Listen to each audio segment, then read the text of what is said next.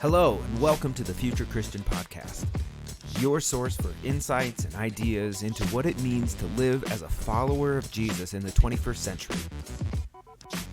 At the Future Christian Podcast, we talk to pastors, authors, and other faith leaders for helpful advice and practical wisdom to help you and your community of faith walk boldly into the future. Here's your host, Lauren Richmond Jr. Hey, and thanks for listening in to the Future Christian Podcast. My name is Lauren Richmond Jr., and I'm pleased to be joined today by Crow Eddy. Hello. Hello. I was just telling Crow I am home on a Sunday morning with my young son, so there might be some dinosaur roars in the background for our listeners. So, well, welcome, Crow. Thank you so much for your time. Crow is part of the Center for Indigenous Ministries with the Christian Church Disciples of Christ. He's on the board. He is an artist, and he also hosts a Native Healing Circle at his church, Milton Christian Church in Nova Scotia, Canada. So our second Canadian on the pod. He is trained in Native spirituality and has a lot of insights regarding Native spirituality and Christianity. So welcome, and what else would you like our listeners to know about yourself? Well, I'm also a drum carrier, so that means I do drumming and singing for spiritual reasons, not entertainment reasons, and this is something that is given to us, passed down to us by elders, as well as the songs being passed down to us. I'm active in giving tours on the plant medicines in the forest to willing participants.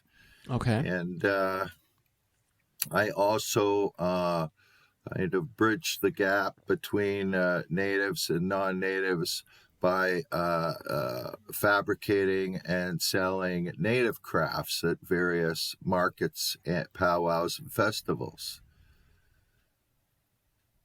Awesome. Tell us a little bit about your journey of faith, your path to Christianity, if you would, and what your faith looks like now. It's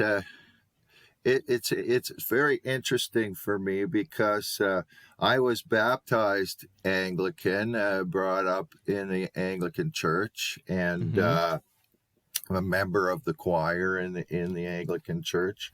My father was native Mi'kmaq. My mother was from London, England. Oddly enough, they were both Anglican. Huh. So the Mi'kmaq here in Nova Scotia and my mother in London, England. And about the time that I became a late teenager, young adult, I guess my spirituality fell away. I wouldn't say that I was an atheist, but I was no longer involved. I think that would be the best way to say it. When I found myself at art school studying art, one of the things that really attracted me was philosophy. And in studying philosophy, it's really interesting because some Christians have the idea that philosophers are against us. But in studying philosophy, I found that more and more I was drawn back to the Christian way of life. And so that's where I found myself. I no longer felt that I fit in the Anglican way of doing things. I then there was a United Church handy to me, so I joined the United congregation, which is very similar to Disciples of Christ here in Canada, and from there I relocated back to Nova Scotia, which is my original home.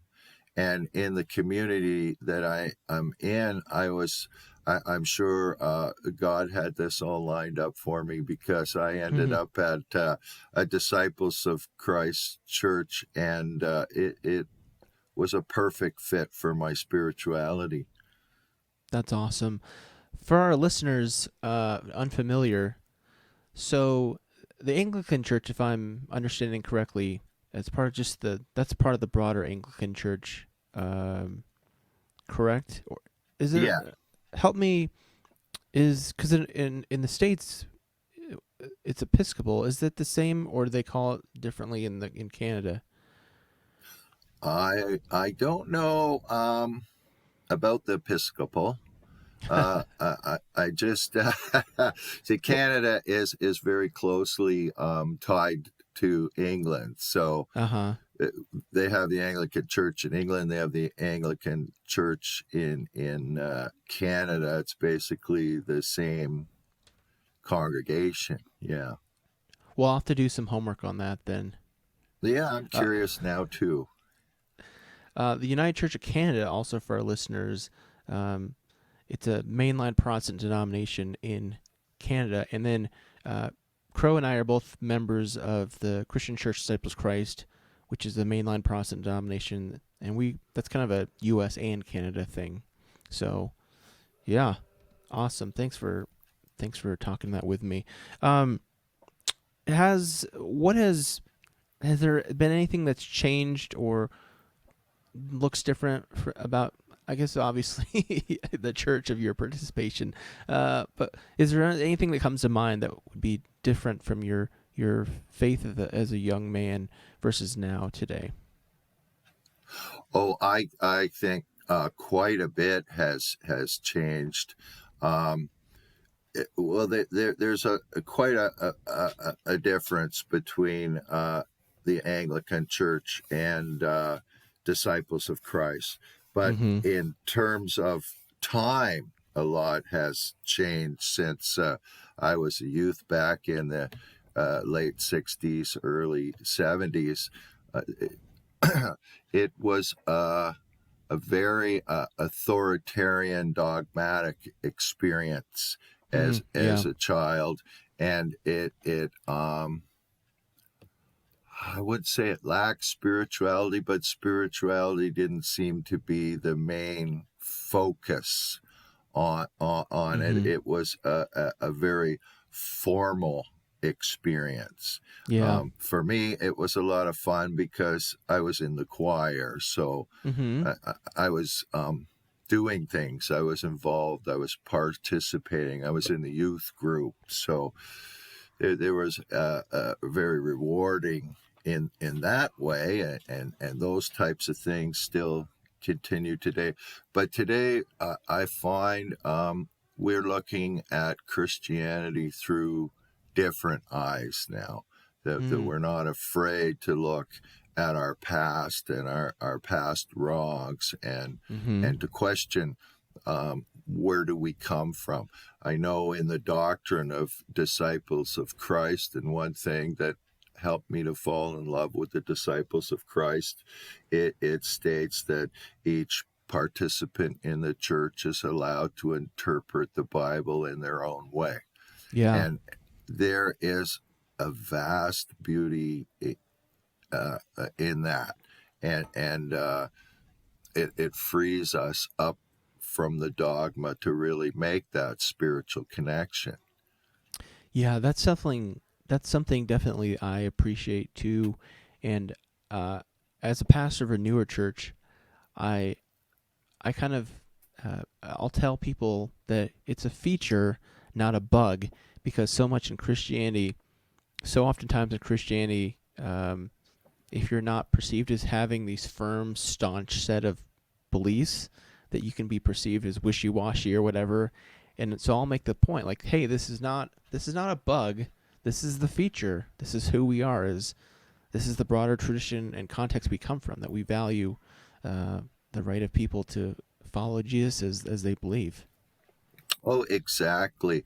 And I've spent my life also writing poetry and heavily involved in literature, and looked at the philosophy of interpreting and understanding, and taking those things into account. Of course, we're all going to walk away from the Bible with our own views and our own enlightenment. And I also believe if we open ourselves up spirituality, God can speak to us with things that we relate to. The things that hit us the most are the things that God wants us to hear. Well, I'm curious, what has been a spiritual practice that has been meaningful to you or that you might recommend to others? Well, the first thing that comes to my mind is prayer, both in Native spirituality and in Christianity. Prayer is a very strong tool. Yeah. In the Native practice, we are constantly giving thanks. We don't just do it at dinner time. It's throughout the entire day. It's an acknowledgement how wonderful things are, but it's also keeping that connection, that dialogue with the Creator going. I once heard a quote, and if I can remember now, prayer is like riding a sunbeam to the sun. Huh. So it's the power of prayer is phenomenal. I think people want the black and white, the A plus B equals kind of answer to what prayer is all about, and I don't find that model really fits. But being in constant dialogue with the Creator, your life is shaped. You are helped along your path. That's not to say that people don't pass away, that accidents don't happen, that these things don't railroad us from time to time, these earthly things. But it's a hard thing to put words around. The wonder, I like to say that I have miracles happen to me daily. It's interesting. I was going to ask you, like, what would be like a difference between what is so often understood as prayer and especially a white American Christian context. And you kind of, I think you, in a way, answered that in your statement already, of this idea of the A plus B, that there should be some immediate answer. And I appreciate kind of the way you're describing as this constant sort of ongoing thankfulness and gratefulness of giving thanks and praise for life and all the many experiences of life. Yeah, and you have to stay focused in that place where, your life is wonderful. Life is a gift. We so often get caught up in the negative situations that face us that we forget to see all the gifts that we have and feel that joy that we have and walk with and sometimes it's a lot of work. I mean, I work with this in my healing circle with the participants is trying to stay in joy and trying to feel that happiness, Yeah, that can be hard sometimes, for sure. Anything else you would want to share or suggest for spiritual practices? Well, in the Native spiritual practices that I also participate in, I believe you want to talk about this a little further along also, but some of the actual practices, two of them are fasting and the sweat lodge. For people who aren't aware, the sweat lodge is a small dome-shaped structure that we enter with rocks that have been heated in a fire that create immense heat and steam. It's quite uncomfortable. It's a physical sacrifice. You're making a sacrifice to show respect to God, that you really want to make that spiritual connection. And that is an amazing practice that I'm sad that other cultures have lost this practice. Also, fasting. I've been put out in the forest by the elders on many occasions. I'm left there. I have a tent. They didn't have a tent in history, but I have a tent. But we're not allowed books, pens, water, radios. It's just you and the Creator in your tent, and that's so you go 4 days without food, and you go 4 days without water. It's harmless. A lot of people think, well, when you die, but it's quite harmless. But the interesting thing is, while you're making this sacrifice to God, is that the first day you're starving, of course. And the second day your mind is still on food quite a bit. By the third day, you're no longer hungry. You're being fed by your spirituality. You're making a greater connection to God, and at the end of it, we come out and we go into the sweat lodge prior to having some medicine, water, and food, and it's reaffirming, it's strengthening, it's enlightening. I look at how we practice Lent today, and I was talking to my pastor about this, since that's not that long ago, and I was saying, how did we get watered down to this? Well, I'm gonna not watch television programs for Lent, or I'm going to make sure I do the grass once a week for Lent, or something like this. Are we really making that sacrifice? Something about our ritual, to me, seems that we're missing out by watering it down, that we're not allowing ourselves to make that strong connection. Interesting. Well, one of the things I did want to talk to you more about was this integrating Christianity and Native spirituality. So we are kind of, if there's anything else you want to share about that, you're welcome to dive in, or else I say that because I often confuse people when we jump out of order, but you're welcome to share more thoughts on that if you'd like. On the sweat lodge and the fasting. On that little stream now.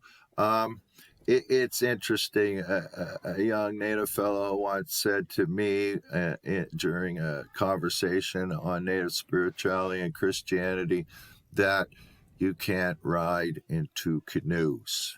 Now, it's a very clever statement, but it made me, it forced me to think. It forced me to analyze and to question, and not just myself, but there's a lot of Native Christians that have also looked at this question, and since we were misrecorded as having heathen practices, so that kind of infects the mind that these practices, spiritual Native practices, are some sort of heathen satanic ritual. But they're not. They're all about connecting with spirituality and connecting with the Creator, and it's the same Creator in Christianity as it is in Native spirituality. We also, what I see is, looking at the Bible, is a lot of older practices that you find in the Bible. We smudge. We light up some sage and burn that sage, and then we bring that smoke over our body to purify ourselves. Well, you'll find that in the Bible, in the temples in Israel, and that these types of purification by smoke were taking place. So this is something that we've lost. We know that High Anglican and Catholics still use the censer, I believe it's called, an incense device that they take down the aisle as part of the church procession, and purify the air with that smoke. So it's the same practice. The smudging is the same practice. The sacrifices made in the sweat lodge is very similar to other types of sacrifices. The fasting, Jesus himself went out on fasts. Yeah. Fasts at one time were part of religious practice and became part of Christian practice as Christ's teachings continued on. So there are, I don't have in my head a lot of these examples, but if we start to look, there's an incredible amount of similarity in practices in Native spirituality. I want to go back to something you said when you started out about this idea of being misrecorded by white people, by the early European colonialists, of being heathen. And you're talking about how that affects even indigenous persons' thinking, and I'm just kind of thinking about the ways that kind of I'm just kind of thinking about how that I can't think words here. How that patriarchy, or that's not the right word, but I think you know what I'm trying to say, has colonialism, I guess would be a better word, continues to negatively influence and have repercussions so much farther down the line. Well, we get these myths in our head. It's hard to get them out. It's hard to rewrite that program that's in our brain. I remember reading, there's books out, they're quite hard to get a hold of now, called The Jesuit Relations, and it's about when the Jesuit first came to Canada. So we're talking pre-settlement.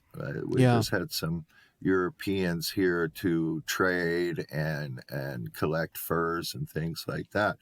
And so of course, we're on the Atlantic coast. I'm Mi'kmaq. We're on the Atlantic coast here in Nova Scotia. We were the first contact people in North America. Well, there was actually the natives in Florida, and us were the first peoples in North America to contact Europe.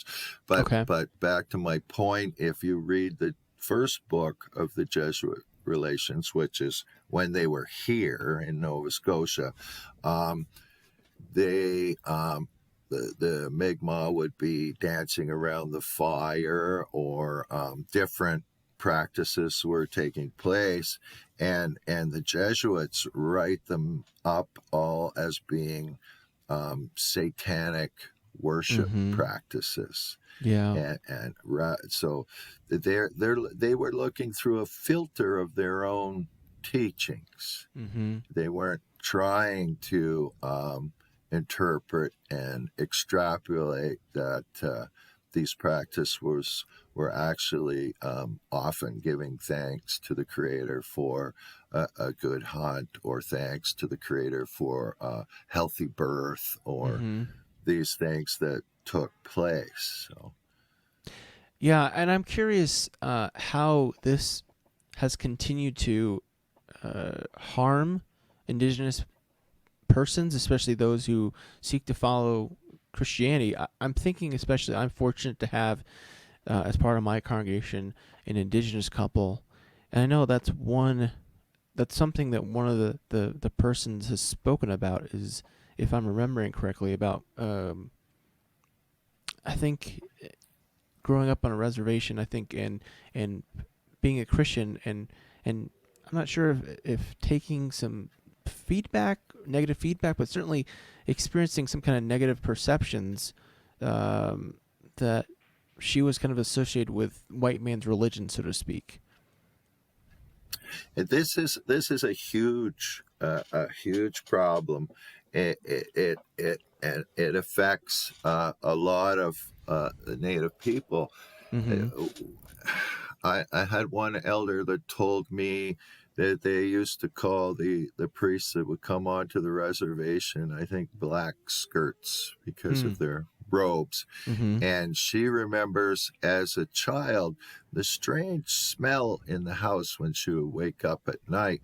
What this turns out to be is that Native practices were made illegal here in Canada. Oh, and wow. the priests would visit the reservations, and if anyone was caught smudging with purifying with the smoke or praying in a native way, then they would be reported, and they would be charged for these practices.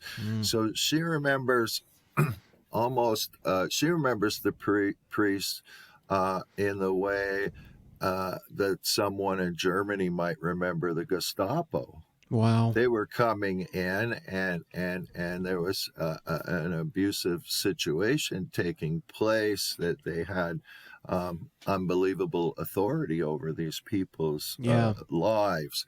Then we look at the residential schools. Many Natives' parents had experienced the residential school experience. Again, the schools were run by Christians, so this formulates their idea of what Christianity is. Yeah. I know with my healing circle, I hold the healing circle in the parsonage and not in the church. Oh. The church would be if we have a nice church, it would be a comfortable, wonderful place. But I do this out of sensitivity to the people that are coming to the circle, because a lot of Native people will not enter a church.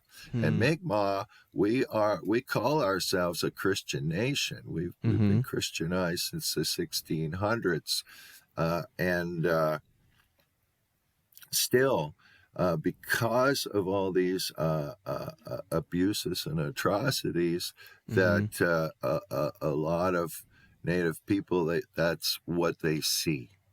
When they see Christian, they see the legacy, and they unfortunately don't see the kindness and the spiritual practice, the actual, what I call the true Christian, and not the myth of history Christian. Yeah.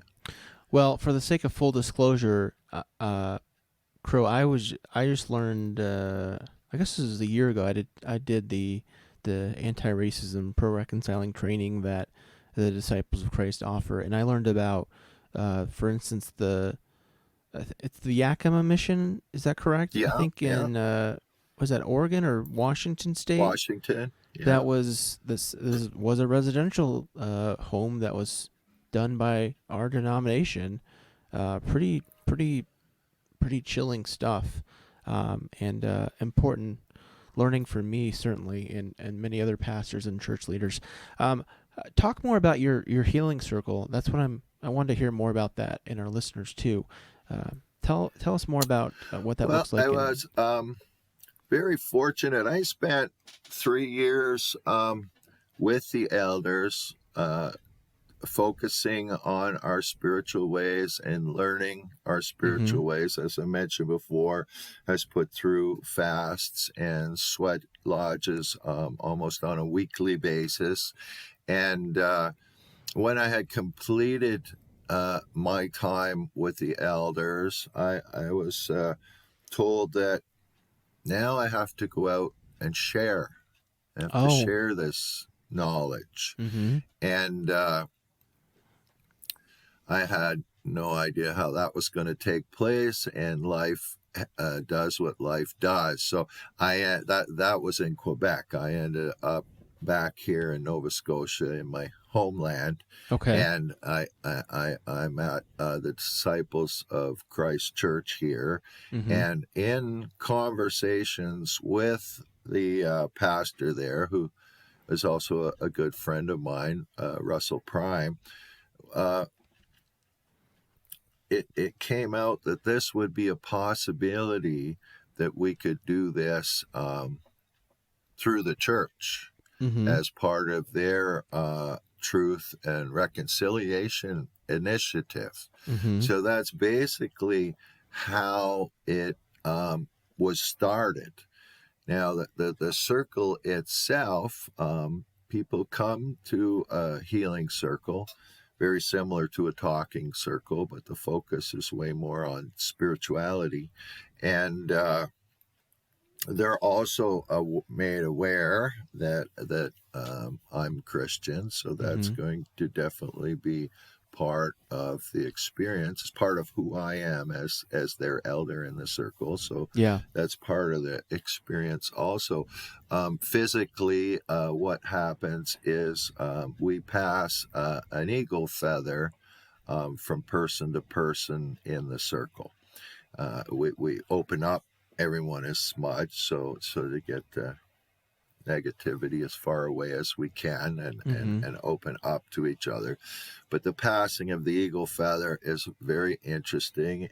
In Native culture, we have a lot of respect for this. The eagle feather, it was given to us.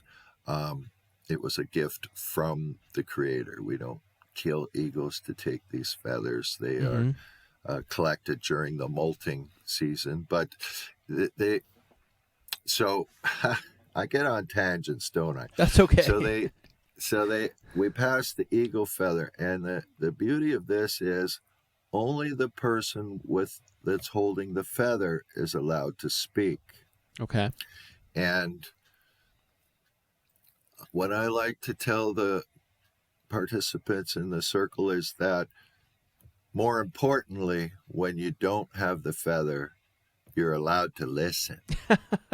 Yeah. And so everyone is allowed to speak uninterrupted, put their thoughts out there, and also have the rest of the group focusing and listening on what they say.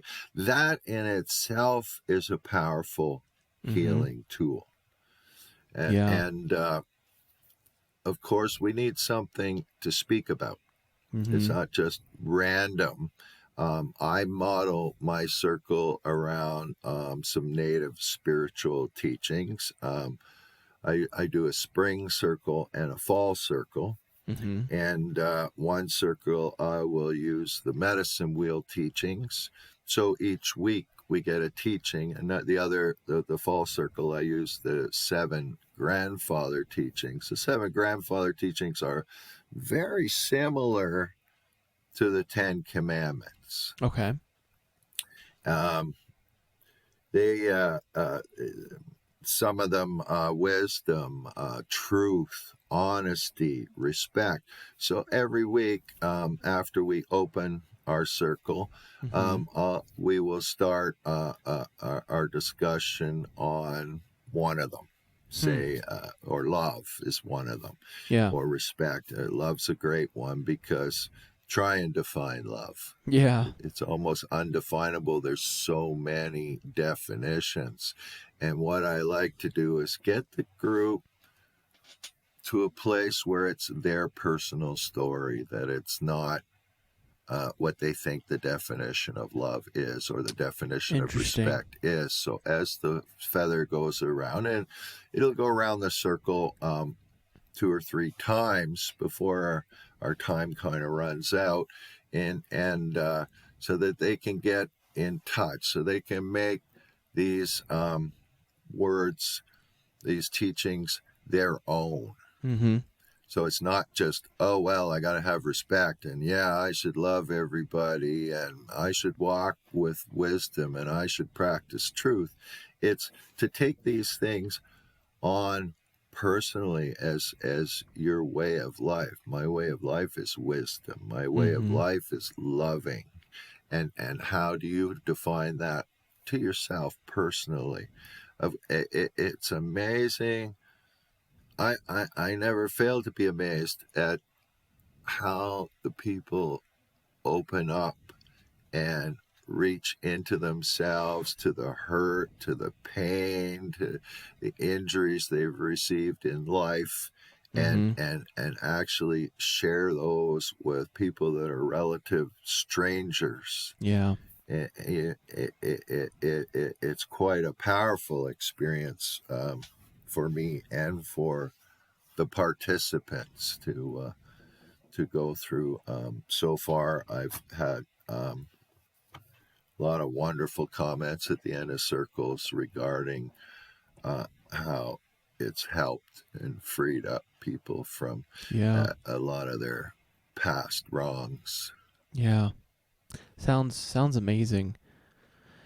I did want to hear real quick, and for our listeners too, about the work of the Center for Indigenous Ministries of the Christian Church Disciples of Christ. I know I'm, relatively speaking, fairly new to the disciples world, and this was something I learned about just a couple of years ago. So talk more about that center and their kind of broader mission and scope. Well, I guess our broader mission is to bridge that gap and to educate our fellow Christians in what it is to be Native, what it means to be Native, and what is being done, what we might not realize. We're still supporting racism. We're still supporting a lot of the injuries to take place to our Native populations across North America, Canada, Mm-hmm. and the United States. One of the things we focus on, we have seminar, I guess you could call it, called Winter Talk, that we Mm-hmm. hold on a yearly basis, except for this year due to the virus. And we'll have guest speakers. It's completely Christian Mm-hmm. focused. There's prayers and services, and there's also our guest speaker usually is sharing the Native experience Mm-hmm. with mostly non-Native participants. One of the big focuses of the talks has been the Doctrine of Discovery, being that we're all Yeah. Christians. I think the Doctrine of Discovery, it seems to be at the root of the crime that took place here in North Mm-hmm. America. One people call us Native. People say to me, do you want me to call you Native or Aboriginal or Indigenous? Mm-hmm. And what I like to say is, please call me Mi'kmaq. That's Hmm. my nation. Mm-hmm. So we're not a race, we're a collective group of nations Mm-hmm. throughout North America. These were different nations, like France and Belgium and England are different nations. We Mm-hmm. had different spiritual practices, we had different stories, we had different traditions, and as the Europeans came in here and basically stole the land right out from under us, Mm-hmm. I can't put it in any kinder words, unfortunately. Sure. Yeah. They were allowed by a papal edict called the Doctrine of Discovery, and you can look up the Doctrine of Discovery online if you're curious. Yeah. And what it basically says in the Doctrine of Discovery, that any Christian nation, England, France, Italy, Spain, any Christian nation can go into another nation and is entitled under God to occupy and possess the land.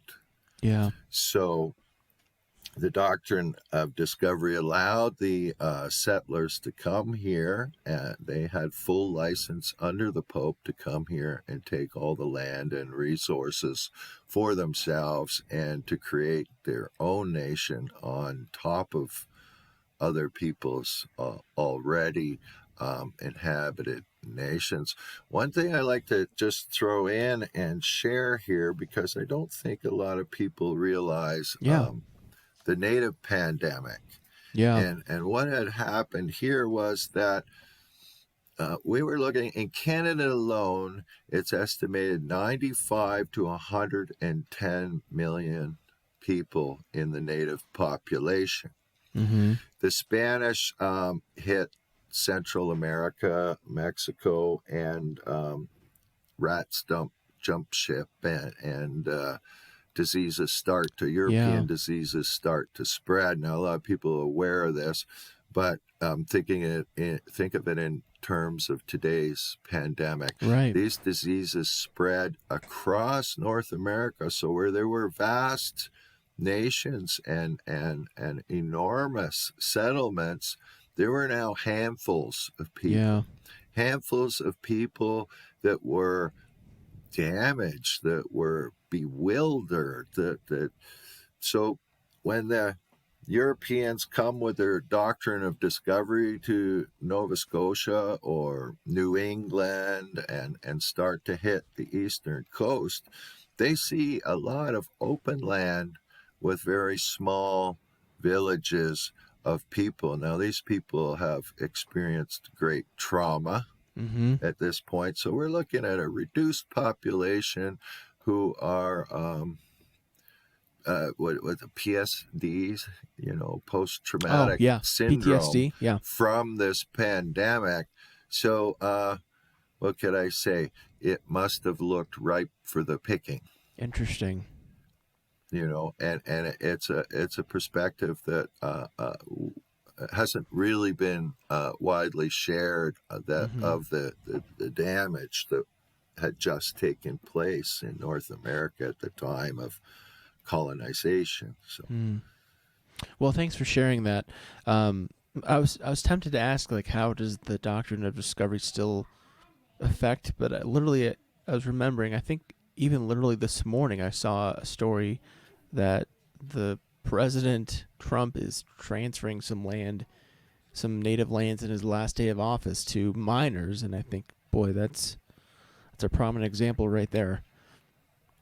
Well, I believe that it's still in American law, that it was actually used early on, so it became a statute of law.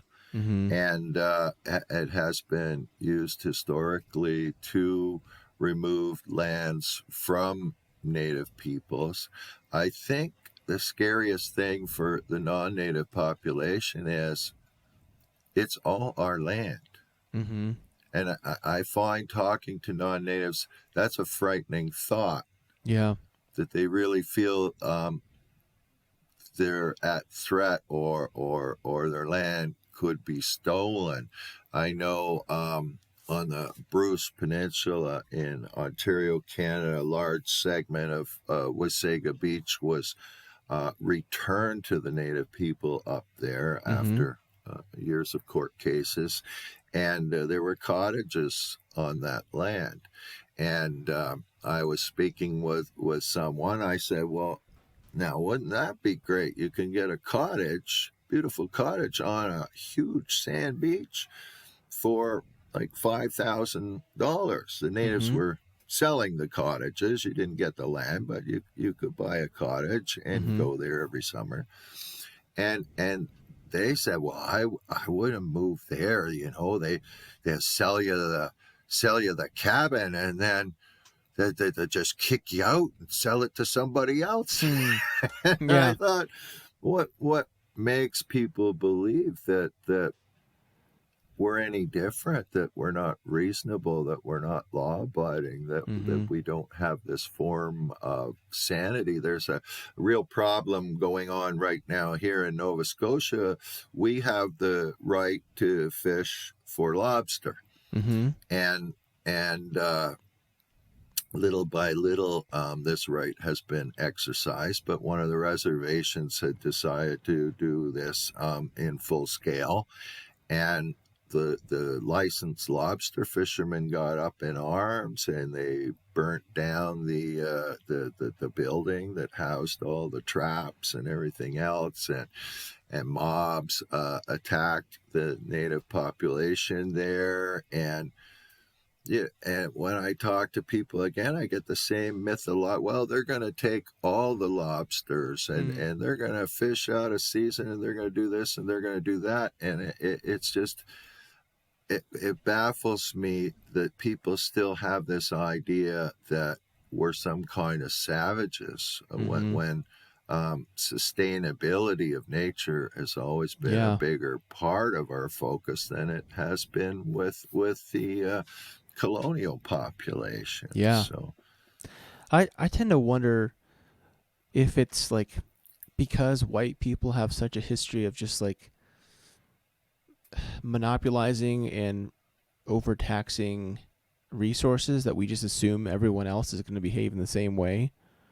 It's a really, in my opinion, just a really backward way of thinking. It kind of stems from our own kind of wrongdoing.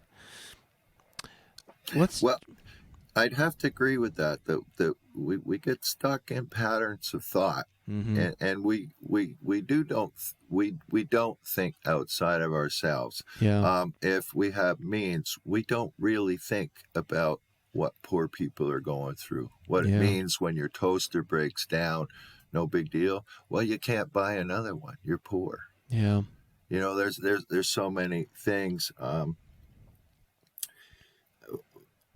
It's hard for anyone, I think, to spend the time thinking about these things. I do think, though, as Christians, and if we look at the teachings of Christ, these are exactly the things we've been directed to think about. Yeah. And the places we've been directed to help and plug in and make change and to seek justice. Yeah. Well, I wanted to hear real quick about your art. I know we spent so much time talking about these broader topics, but I want to give you some time to talk about your art and the way you've sought to incorporate all this in your artwork. Well, you gave me a heads up on these questions, and that one. How do I incorporate it in my art? I could say I don't. That God does. Oh. That God guides my hands and guides what I create and what I do and what I've done over the years, and also supports me in the actual being able to create art. It's kind of an expensive endeavor. Yeah. And if you know all the myths about artists, it's not profitable in any. There's a handful that have made fame and a lot of money, but it's not a profitable endeavor. I used to be very involved in gallery exhibitions and exhibitions. And now I live in such a rural area that I don't really have access to that type of that I don't have access to the galleries and those types of things any longer. So it's become an even more powerful thing for me, because the focus is really between God, my art, and myself. I don't want to confuse the audience to think that I'm painting godlike pictures. Yeah. I'm not painting religious scenes. I'm not necessarily painting native scenes, although a lot of my art is native based. Mm-hmm. It's more normative. Hmm. It's more people in common everyday situations, and that's where I find that's where our beauty really lies, in the who we are and what we do every day and how we carry our lives. Awesome. Well, thanks for sharing that. Let's take a quick break and we'll come back with some closing questions. Is the church really dying, or is it dying to change? How can the church recapture what it was in the first century? A distinctive confessional community willing to stand against the status quo, to speak up against the empire, and to stand for the gospel. How can it do this in a 21st century context? This year, the Festival of Homiletics invites you into a conversation around how the promise of the gospel might shape hope and ministry for the future of the church. What is the role of preaching in forming the church of the future? Be inspired by God's word proclaimed by some of the nation's finest ministers and teachers. Experience the fellowship of hundreds of preachers. Learn and worship in an atmosphere that is dynamic, friendly, nurturing, and prophetic. Come renew, refresh, and recharge your spirit. Join the Festival of Homiletics this spring for the 29th Annual Preaching Conference. It will be broadcast virtually the week of May 17th to the 21st, 2021, and is free to all who register. Enjoy over 30 sessions from some of the best practitioners in the business: Michael Curry, Kate Ballard, Diana Butler-Bass, Otis Moss II, Brian McLaren, Marilyn Robinson, Adam Russell Taylor, and so many more. Register for free today at festivalofhomiletics.com.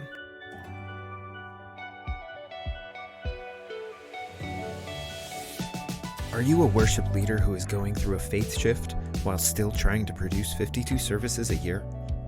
Are you a lead pastor who is dealing with high turnover on your creative team? Torn Curtain Arts exists to strengthen the creative soul of the local church by providing coaching, creative consulting, and interim worship leaders from our team with 20 years experience in the trenches of ministry. We help leaders get off the ministry treadmill of chasing Sunday after Sunday. Learn more about how we can help you and your team by visiting torncurtainarts.org.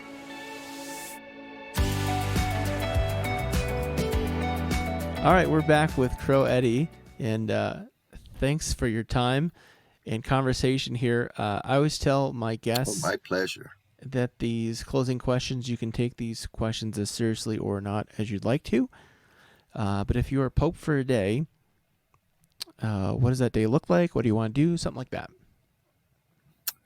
Well, we kind of led up to that, didn't we? Yeah, If I was Pope for a day, the first thing I would do is address this doctrine of discovery. The native groups and churches have contacted the papal see about this doctrine to have it struck from the record, taken down. And so far, to no avail. They do not wish to change this, which it makes me shake my head because of some of the progressive things that seem to be happening in the Catholic Church today. Well, that'd be a good one. A theologian or historical Christian figure you would want to meet or bring back to life? Well, I would really like to spend time with St. Thomas Aquinas. As an art student, he was one of the theologian philosophers that I really took to his writing. I really took to his way of seeing. It's interesting what the native elders speak when they speak about us. They say we're a people of logic and common sense. And if you look at that, like our plant medicines, it comes from thousands of years of observing nature. What a sick moose is eating golden thread, then maybe that golden thread would be good for me to eat when I'm sick. Type of thing. It wasn't a lot of trial and error with people dying. It was observation. And one of the things that St. Thomas Aquinas got himself in trouble for more than once was his onus on reason and how reason comes from God. Yeah. And Thomas Aquinas himself was inspired by Aristotle's teachings. So I think our population could use a lot more reason, a lot more logic, and a lot more common sense. So, and of course, to read the works of a man like that puts a lot of questions in your head. If I could spend time with him and he could really expound on some of these things, that would be amazing. Good. I've not had Thomas Aquinas as someone suggested yet. So, what do you think history will remember from this current time and place? Well, unfortunately, they'll probably remember the inauguration that's about to take place for all the wrong reasons. Yeah, as we're recording And, this in a few days. I stay away from the news.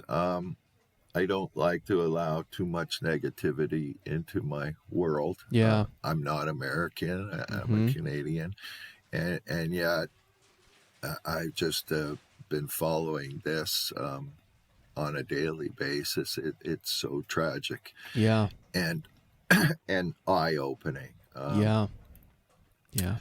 What I would hope that this time would be remembered as a time of change, a time when we start to open up our eyes. What we're seeing some interesting things happen around the world right now.